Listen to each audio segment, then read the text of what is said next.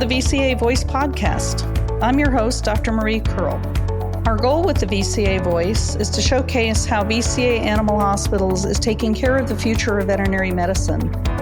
We'll bring our purpose to life through meaningful conversations about care, our culture, and the communities we serve. On today's episode, I'm happy to welcome Ashley Byrne. Ashley is a credentialed veterinary technician and a regional technician director for the Pacific Northwest in Hawaii. Welcome, Ashley. It's great to have you. Thank you so much for having me. Let's jump in right away and get started on some of the questions. Tell me a little bit about how you started in veterinary medicine and when you joined VCA. Yeah. So I started with VCA in 2004. I went to Pima Medical Institute of Seattle for their veterinary assistant course and started with VCA as an extern. And I've been there ever since. I went back to Pima to do their technician course and stayed with VCA as a technician and as a technician supervisor and got me to where I am today. Oh, excellent. So almost 20 years. So that's wonderful. Yeah, thank you. How was your experience as a veterinary assistant extern to join VCA? Yeah, my experience as a veterinary assistant extern was fantastic. The practice I joined was very busy. There were a lot of opportunities for me to learn.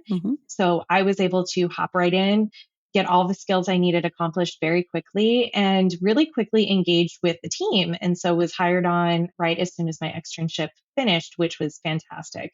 How much time elapsed between joining as a veterinary assistant and then when you went back to school? And were you working full-time during that as well? Yeah, so I was actually part of the very first veterinary technician class for Pima Medical Institute, and it was in 2007. So a few years there had transpired in the meantime. But that was really exciting to be a part of. Of course, we got to be there through their accreditation process and really getting everything set up. And it was a really great experience. Yeah, it's hard because I think that we have probably a deficit of really quality training programs for veterinary technicians. So I'm really happy that they embarked on that and started that program and that you were able to be in the inaugural class. Were you working full-time when you were in the veterinary technician program, or were you part-time, or how did that work? I was full-time. I was really lucky that Pima Medical Institute actually started with a night class, which really served the population at the time because most of the people who were joining the technician class were working full-time. So they needed it to be an evening endeavor. And so I was working full-time. I would leave the clinic in one set of scrubs, go, change two different set of scrubs and be a student for a few more hours in the evening. It was great. That's actually wonderful because I think that having to leave work and go to school is a barrier for some people, some of our veterinary assistants who are looking to become credentialed veterinary technicians. So that's a really neat program. Do they still do that and have an evening program, or is it all daytime education now? Yeah, they do still have an evening program, also morning and afternoon classes. So they have several cohorts going on at a time, and it makes it much more accessible. So tell me, what exactly does being a credentialed veterinary technician mean? Yeah, that's a great question. Being a credentialed veterinary technician means that you have gained credentials in the state that you work in. Every state is different on their credentialing process.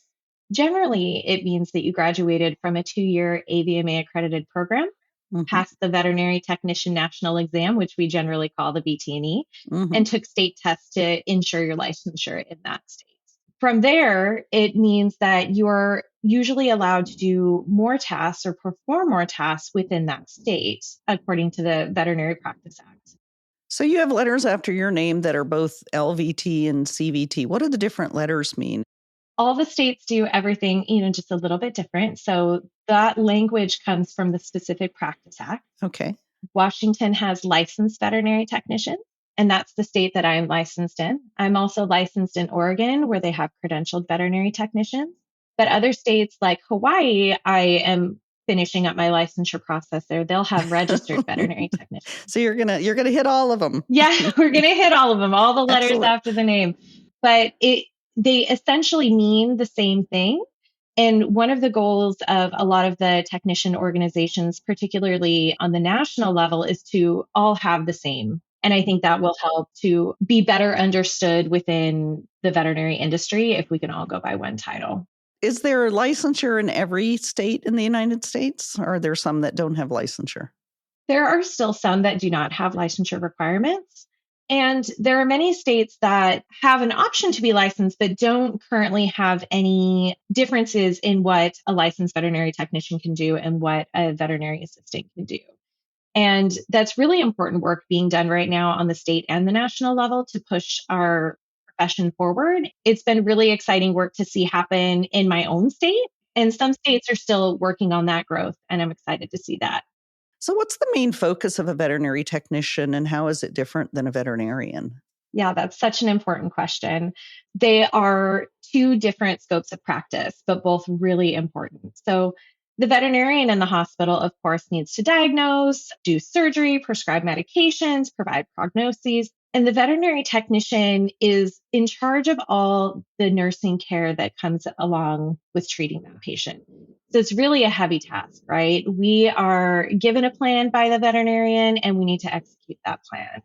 So when we look at the different scopes of practice, I think that, we need to remember that the DVMs, you guys are the subject matter experts in making that part happen, right? You guys need to make sure and make those diagnoses, create the perfect plan or what we hope to be the perfect plan for that patient, and then the technician team needs to follow through. And so the importance of the veterinary technician is that they need to be able to provide really excellent nursing care, which can include administering medications, perhaps helping with procedures, assisting in surgery, addressing pain management issues, but anything patient care. So, it sounds like there's a lot of teamwork involved to make that perfect patient care outcome happen. Where do veterinary assistants fit into that picture? Veterinary assistants, we cannot do anything without them. I'm so glad you asked. Veterinary assistants are really important pieces of the veterinary team. So, of course, you have the veterinarian and then you have the licensed veterinary technician. The veterinary assistants really help with patient care. Not being regulated, you're going to have varying skill levels and varying levels of involvement with a veterinary assistant, but they play such a key role in making sure that the patient is cared for. They might assist the veterinary technician in administering treatments, in perhaps setting up things like fluids, getting that patient into surgery. The veterinary technician cannot do it by themselves.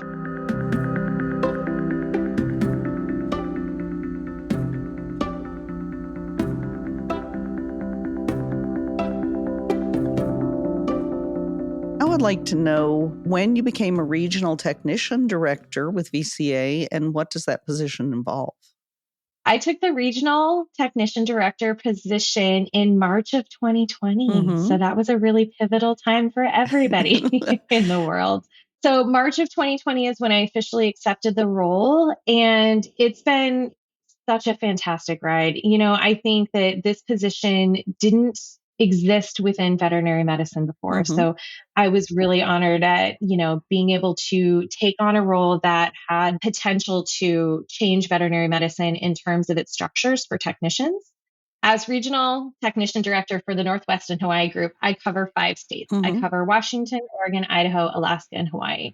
And my position involves a lot of things. It can vary depending on the practice that I go into, but what my goal is to support all the technicians and assistants in the hospitals.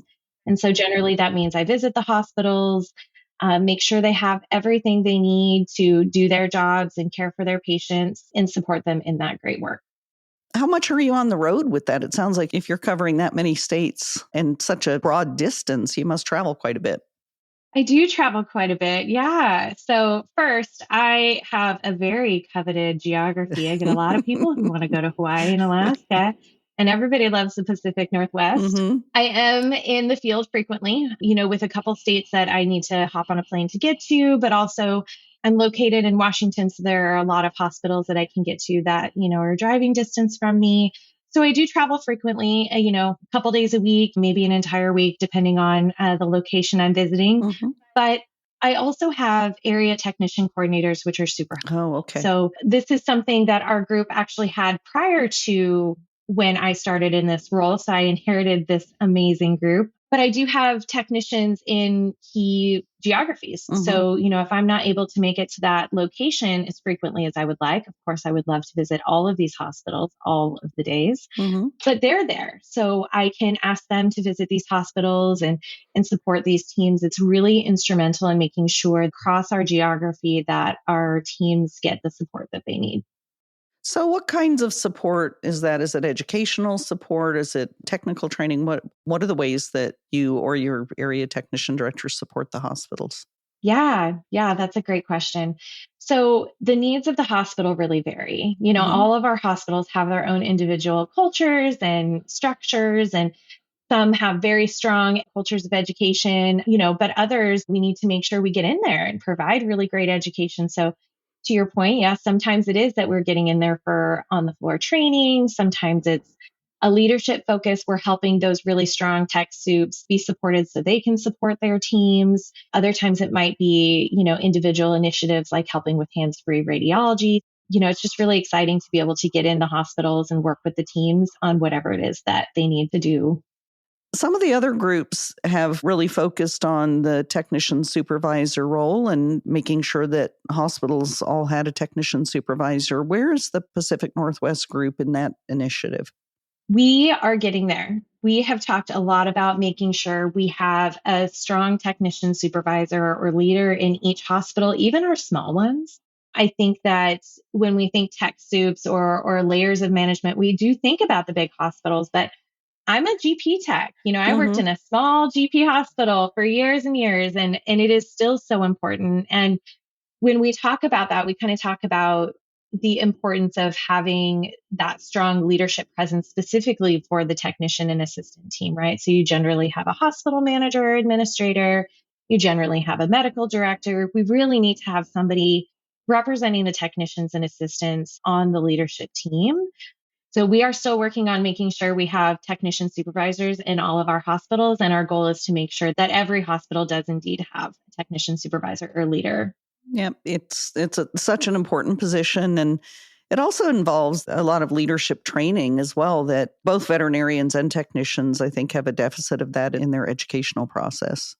Yeah, absolutely. And that's something I try to work with my tech soups on.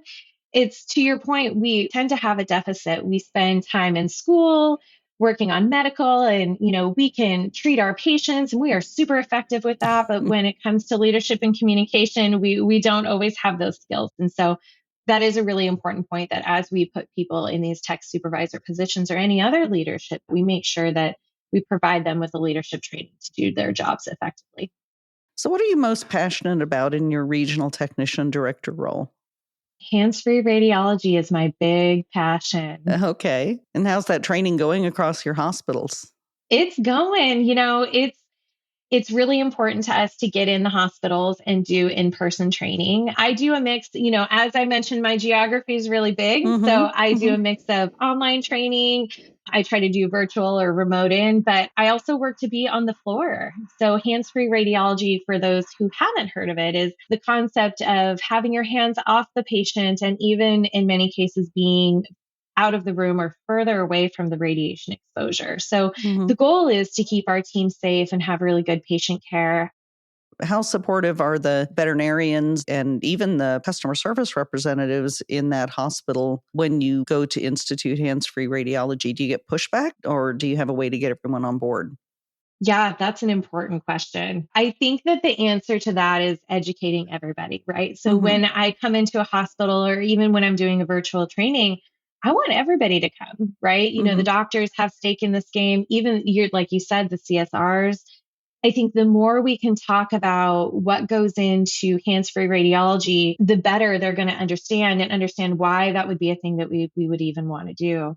I think the veterinarians, they're generally not taking x-rays, nor is that something, as we were talking about scope of practice, right? They Mhm. don't necessarily need to be taking the radiographs, so they don't always know. Mhm. We want to make sure that we're able to get further away. So when the technicians and assistants are taking the x-rays, we're very close to the table. We've got Mhm. PPE on and everything, but we're very close to the table, hands on the patient. And that's something that isn't always visualized. But once we invite the doctors and the, CSRs and the hospital managers to kind of look behind the curtain with us, they can understand, oh yeah, we could get further away. We can help our Hmm. teams get further away, and it is possible, and we need their support. So once I get my teams, especially those doctor teams, involved in the training, I don't have much pushback at all.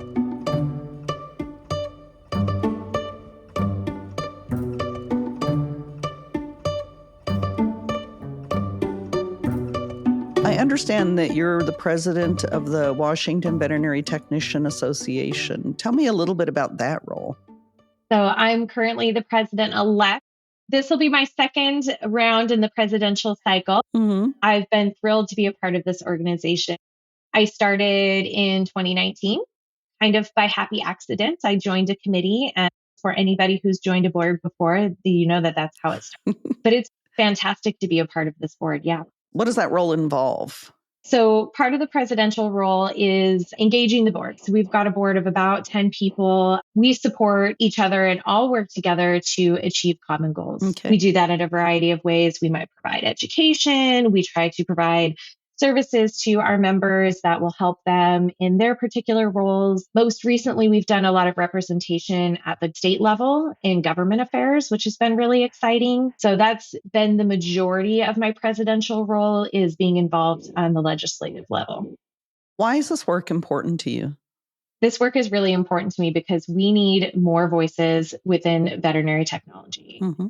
I think we often consider work such as being on a state tech board or even on the national boards as kind of out of reach or ivory tower. Like you have to be a specific kind of technician or have a certain level of education to be involved in these boards. And it's simply not the case. There are a lot of people on our boards, and it is important that we have diversity, right? So even if you feel like perhaps you're not qualified to be on that board, or perhaps you've not done enough to be on that board, your voice still matters. And it's still very important to get involved if that is something that you want to do.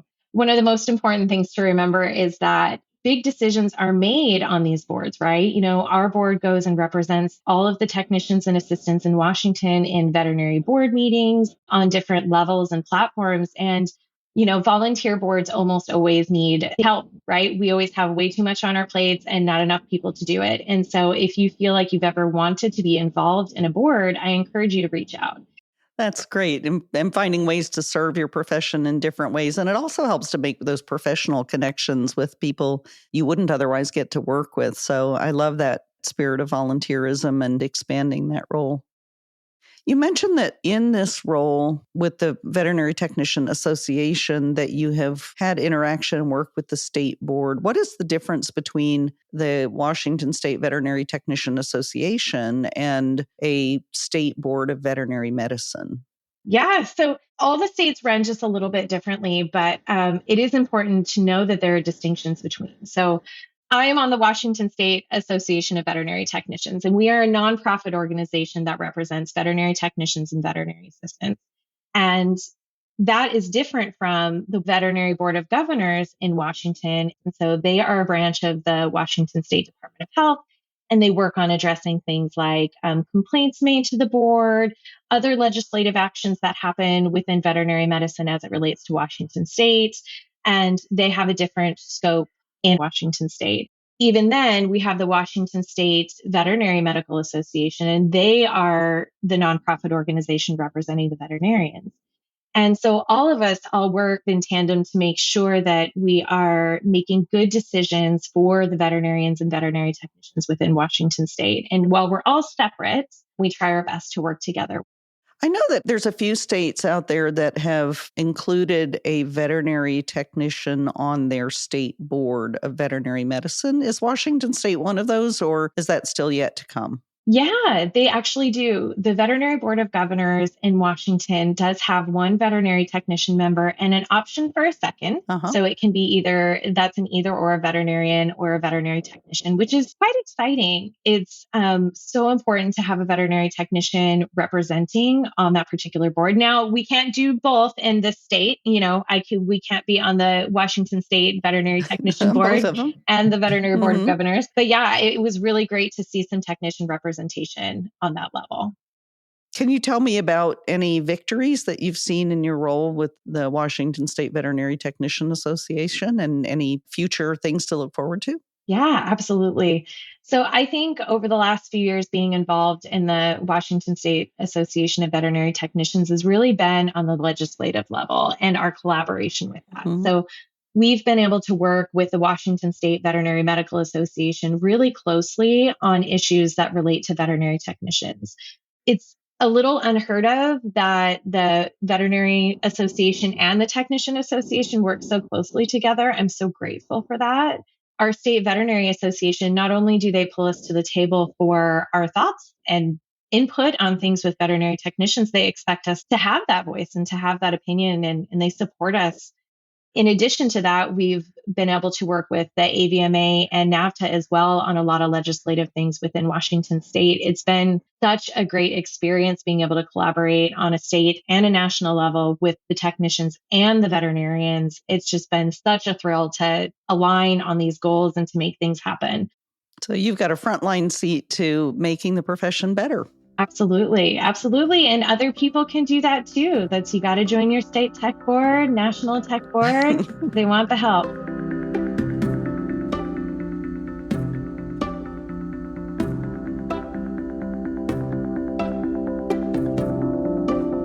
We're nearing the end of our time together. It's been absolutely lovely to speak with you. In closing, what do you think is the secret of success to be involved in veterinary healthcare for the duration of a career? I think what's really important is to find an area within veterinary medicine that really speaks to you. Our profession is growing exponentially. And even on this podcast, we've been talking about government relations, other opportunities. That might be something that interests you, or maybe it doesn't. Finding something within veterinary medicine that really makes you excited to go to work every day. The sky's the limit. We've got so many opportunities for anyone in the veterinary practice, but especially veterinary technicians. I've never seen so many opportunities. So I would definitely advise, that anybody really explore that. Finding what really matters to you is going to be helpful in keeping engaged in veterinary medicine. Oh, that's wonderful advice. And thank you so much for sharing that. Ashley, it's been absolutely lovely to talk with you and to hear your perspectives. Thank you so much for your time and for joining. Thank you so much for having me.